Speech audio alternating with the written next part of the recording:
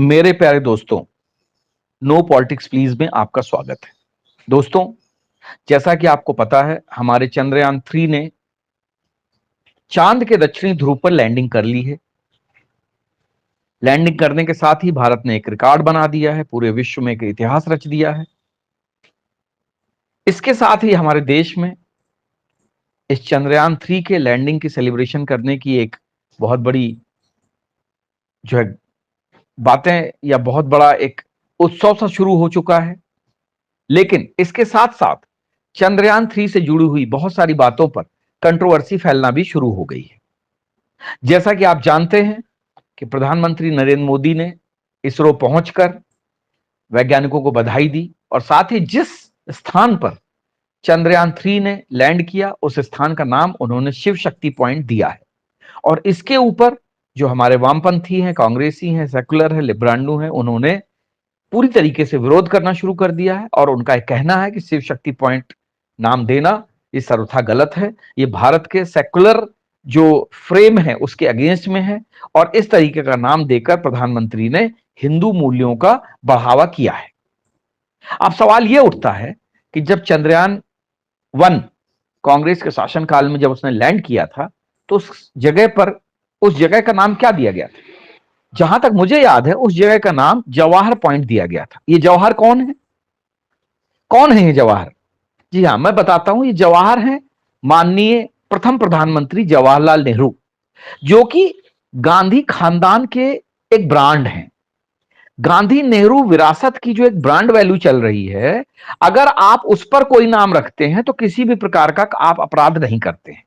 लेकिन अगर आप गलती से कोई हिंदू वैल्यू या हिंदू धर्म से जुड़ा हुआ नाम रखते हैं तो आप एक बहुत बड़ी गलती करते हैं, जिसका कि विरोध हो रहा है और जो कि आप सब अपने आंखों के सामने देख रहे हैं। यहां पर इस देश में इंदिरा पॉइंट से लेकर जवाहर टनल तक, यानी कि सुदूर दक्षिण से लेकर और सुदूर उत्तर तक पूरा देश गांधी नेहरू परिवार के कर्जे के तले दबा हुआ है।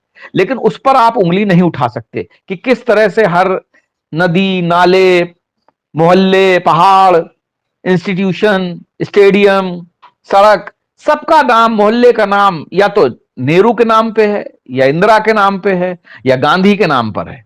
लेकिन अगर आप किसी इनसे अलग किसी और नाम को चुनते हैं तो यह आपके लिए अपराध की श्रेणी में आता है और आप इस तरीके से टारगेट किए जाएंगे कि आपको ऐसा लगने लगेगा कि आपने बहुत बड़ी गलती की है। और यही इस देश में पिछले 77 सालों से होता आया है कि यहां हर चीज की ब्रांडिंग जो है सिर्फ गांधी नेहरू के नाम से चल रही है। इससे पहले मुगलों के नाम की ब्रांडिंग चलती थी, जिसको कि आप दिल्ली में देख सकते हैं, Babar road, Tughlaq road, Humayun road, Shahjahan road, Aurangzeb road. यानी कि पूरी की पूरी ब्रांडिंग जो है वो इन्हीं लोगों के इर्द गिर्द घूम रही है। और अगर आप किसी सड़क का नाम गलती से पृथ्वीराज चौहान रोड या शंकराचार्य रोड रख दें तो समझ लीजिए कि आपने एक बहुत बड़ा अपराध किया है और ये हिंदुस्तान की सेकुलर वैल्यूज के अगेंस्ट में चला जाएगा। आप याद करिए, दूरदर्शन के लोगों पर सत्यम शिवम सुंदरम लिखा होता था, लेकिन जब से सेकुलरिज्म वाले लोग जागे उन्होंने कहा कि नहीं साहब, सत्यम शिवम सुंदरम आप कैसे लिख सकते हैं? ये तो हिंदू धर्म का एक मतलब जो है संस्कृत का और हिंदू धर्म का एक पर्याय है। तो उन्होंने सत्यम शिवम सुंदरम को हटा दिया। ऐसे ही अपने केंद्रीय विद्यालय के जो लोगो था उसमें तमसोमा ज्योतिर्गमय अस्तोमा सद्गमय लिखा रहता था। यह सरस्वती मां की एक प्रार्थना थी, उसको भी हटवा दिया गया, क्योंकि ये लोग चाहते ही नहीं हैं कि किसी भी प्रकार की जो हिंदुओं से रिलेटेड चीजें हैं वो इस देश में आप लिख सकें, कह सकें। जबकि सबको मालूम है कि इस देश का बंटवारा धर्म के आधार पर हुआ था। मुस्लिमों को उनके धर्म के आधार पर दो देश, पाकिस्तान और बांग्लादेश, मिल चुके हैं। लेकिन फिर भी आप अपने देश में, जिसमें जो तीसरा जो बचा हुआ पार्ट है जिसको कि आप हिंदुस्तान या भारत या इंडिया कहते हैं, इसमें आप किसी भी तरीके से हिंदुओं से रिलेटेड कोई नाम नहीं रख सकते, क्योंकि अब यह देश सेकुलर हो चुका है। और सेकुलर होने की सबसे बड़ी शर्त यही है कि आप किसी भी प्रकार के हिंदुओं के जो आपको कहते नहीं छाप और तिलक, उससे आपको दूर रहना होगा।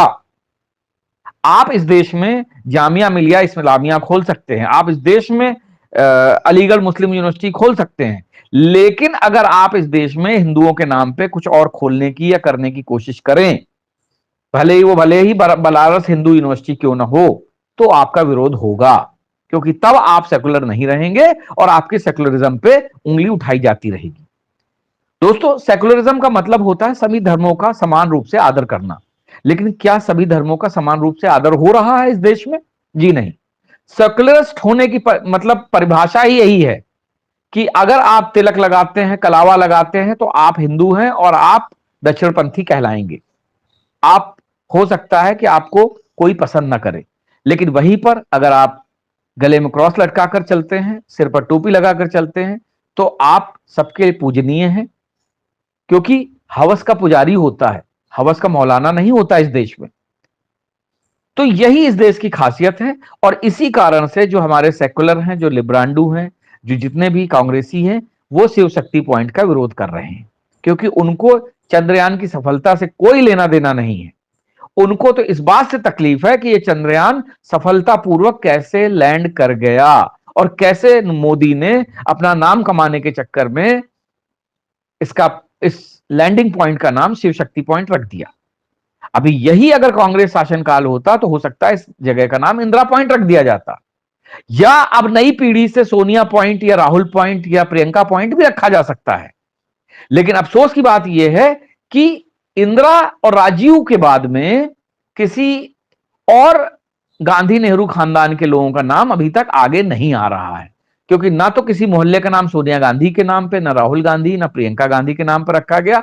और पहले जरूर कुछ जगहों का नाम संजय गांधी के नाम पे रखा गया था, लेकिन अब संजय गांधी और फिरोज गांधी जैसे लोग गांधी परिवार का हिस्सा नहीं माने जाते हैं, इसलिए उनके नाम पर कोई भी मुहर नहीं लग पाती है।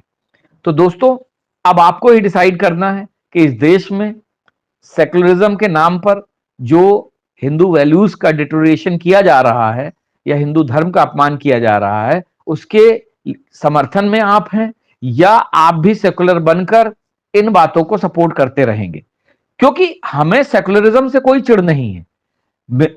हमारा यह मानना है कि जितना अधिकार किसी दूसरे धर्म के लोगों को है, उतना ही अधिकार हिंदू धर्म के लोगों को मिलना चाहिए। अगर आप जवाहर पॉइंट नाम रख सकते हैं, अगर आप जवाहर टनल नाम रख सकते हैं, तो शंकराचार्य टनल नाम रखने में आपको कोई आपत्ति नहीं होनी चाहिए।